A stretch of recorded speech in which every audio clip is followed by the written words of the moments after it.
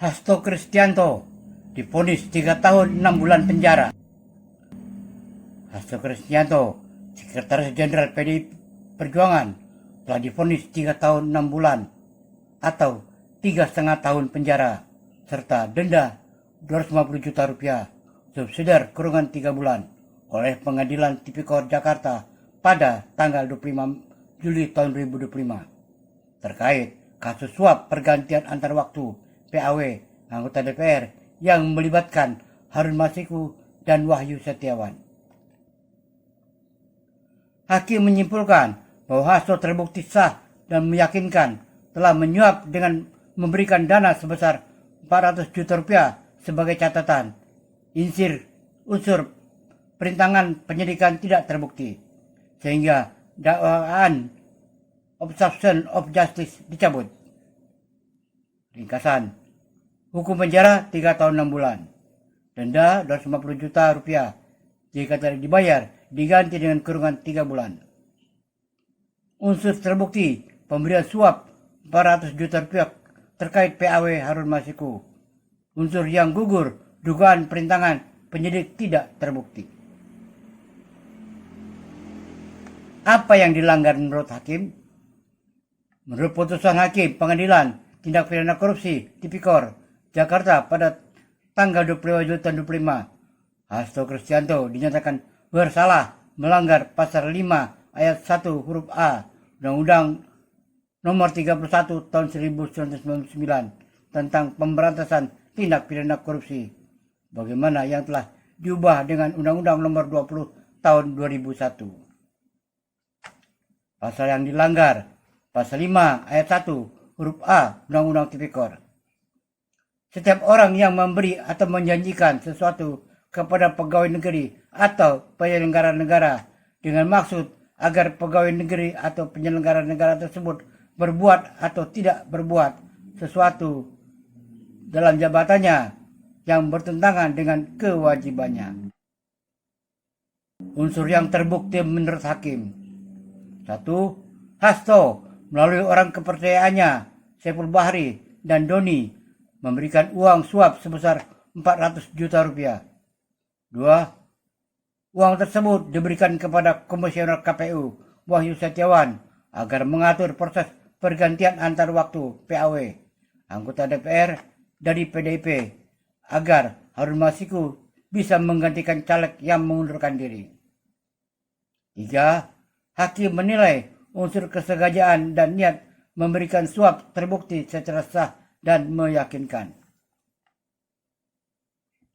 Unsur yang tidak terbukti. Hakim tidak menemukan bukti kuat bahwa Hasto melakukan perintangan penyidikan, obstruction of justice. Dakwaan ini didasarkan pada dugaan bahwa Hasto menyembunyikan Harun Masiku atau menghalangi penegak hukum, tapi itu tidak terbukti di pengadilan. Kronologi detail peran Hasto. Berikut adalah kronologi detail keterlibatan Hasto Kristianto dalam kasus suap PAW Harun Masiku seperti diungkap oleh KPK dalam majelis hakim. 1. Proses lobi wacana PAW pengaturan suap. Pada bulan Agustus tahun 2019, Hasto menemui Komisioner KPU Wahyu Setiawan dan mengajukan 2 nama pengganti caleg lewat PAW, yaitu Maria Lestari dan Harun Masiku. Hanya Maria yang berhasil lolos. Bulan Desember 2019, lobi intensif dilakukan oleh Saiful Bahri dan Agustiani Tio Eredelina untuk memutuskan Harun menjadi anggota DPR melalui PAW. Setelah biaya operasional ditetapkan sebesar 900 juta rupiah, Harun menyanggupi total biaya senilai 1,5 miliar rupiah dan Hasto menyatakan silakan saja bila perlu saya menalangi dulu agar prosesnya cepat selesai. 2. Koordinasi dan aliran dana suap. Menurut KPK, sebagian dana suap 400 juta rupiah berasal langsung dari Hasto yang mengatur penyaluran melalui Saiful Bahri dan Doni Tri Istiqomah sebagai perantara kepada Wahyu Setiawan. 3. Perintangan operasi tangkap tangan OTT pada Januari tahun 2020. Pada tanggal 8 Januari tahun 2020, saat OTT terhadap Wahyu Setiawan, KPK menduga Hasto menginstruksikan pegawainya untuk menelepon Harun Masiku agar segera merendam handphonenya dalam air dan melarikan diri dari kantor DPP PDIP. Berkat perintah tersebut, HP Harun tidak terdeteksi dan dia belum tertangkap saat penyidik tiba di lokasi. Ditemukan pegawainya, Nur Hasan, pada pukul 20 waktu Indonesia Barat di PT IKA, namun tanpa Harun di dalamnya. 4. Upaya menghilangkan bukti pada bulan Juni tahun 2024. Pada tanggal 6 Juni tahun 2024, sebelum pemeriksaan Hasto sebagai saksi oleh KPK, dia kembali diduga memerintahkan pegawainya, Usnadi, untuk menenggelamkan ponselnya agar informasi penting terkait pelarian Harun tidak ditemukan penyidik. 5. Mengarahkan saksi demi hambat proses penyidikan. Hasto juga dituduh mengumpulkan beberapa saksi terkait kasus Harun Masiku dan mengarahkan mereka agar tidak memberikan keterangan yang sebenarnya kepada penyidik KPK atau menghindari informasi yang memojokkan di persidangan. Reaksi dari pihak terkait. Berikut reaksi dari berbagai pihak atas vonis terhadap Hasto Kristianto. 1. PDI Perjuangan, PDIP. Partai berjanji kooperatif dan menaati proses hukum sebagaimana ditegaskan oleh Ketua DPP Bidang Reformasi Hukum Nasional, Roni Talapesi. PDIP dan Hasto menyatakan akan tunduk pada proses pengadilan tanpa hambatan. Di sisi lain, PDIP menganggap penetapan Hasto sebagai tersangka sangat syarat politisasi hukum dan kriminalisasi. Mereka melihat proses hukum ini bermuatan politik dan dilakukan saat Hasto mengkritik pada akhir masa jabatan masa pemerintahan Jokowi. PDIP menolak framing bahwa tindakan Hasto atas kasus PAW Harun Masiku adalah perintah dari pimpinan partai, khususnya soal isu perintah Ibu Megawati.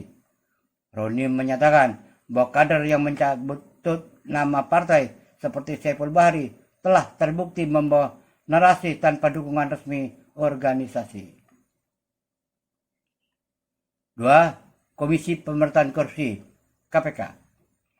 Jubir KPK Tessa Mahardika mengklarifikasi bahwa sikap Hasto yang menyatakan akan taat hukum adalah sesuai harapan dan mencerminkan peran seorang sekjen partai besar. KPK berharap sikap kooperatif seperti ini menjadi teladan bagi pihak lain yang berperkara hukum. Menjelang vonis, KPK juga menanggapi kritik PDIP terhadap Hakim Juwamto yang menangani pra-peradilan Hasto dengan menegaskan bahwa proses hukum berjalan sesuai aturan dan tidak pernah ada intervensi KPK dalam persidangan tersebut. 3. Kader daerah di Jawa Barat. Ketua DPP PDIP Jawa Barat, Ono Surono, menginstruksikan kader tetap sulit menjaga nama baik partai dan tegak lurus terhadap keputusan pusat, khususnya pernyataan Ketua Umum Megawati Soekarno Putri dalam menghadapi krisis kadernya yang menjadi tersangka. 4. Opini publik dan media sosial. Di platform seperti Reddit, banyak warganet yang skeptis terhadap sikap PDIP, menyebut proses ini sebagai political witch hunt atau bentuk kriminalisasi oposisi yang sudah tidak berkuasa. Misalnya, PDIP knew Hasto was quality all the time, but they also enjoyed his substantial donation to their political campaign. But as long as those people above are fighting each other, at least we will still get some semblance of founding democracy. PDIP tahu Hasto memang sangat bersalah sejak awal, tetapi mereka juga menikmati sumbangan besar yang diberikan untuk dana kampanye politik mereka. Selama para penguasa ini saling bertarung satu sama lain, setidaknya kita masih bisa melihat sedikit gambaran demokrasi yang berjalan. Kalimat-kalimat ini bernuansa sindiran tajam, mencerminkan skeptisme publik terhadap integritas politikus dan partai. 1. PDIP tahu Hasim memang bersalah dari dulu, tapi ya tetap dinikmati juga setoran gedenya buat modal kampanye. Munafik tingkat dewa. Catatan gaya, setoran dalam tanda kutip dipakai untuk menyindir bahwa uang itu bukan sumbangan resmi, tapi hasil dari praktek tidak bersih. Munafik tingkat dewa digunakan untuk menyampaikan kritik moral secara sarkastik. 2. Selama para elit di atas saling sikut rebutan kekuasaan, rakyat kecil masih bisa pura-pura ngerasain demokrasi. Lumayan, walau bohongan. Catatan gaya, sikut rebutan kuasa menggambarkan konflik politik tingkat tinggi. Pura-pura ngerasain demokrasi menyeratkan bahwa demokrasi hanya tampak di permukaan. Lumayan, walau bohongan adalah bentuk ironi, terlihat positif tapi sebenarnya getir.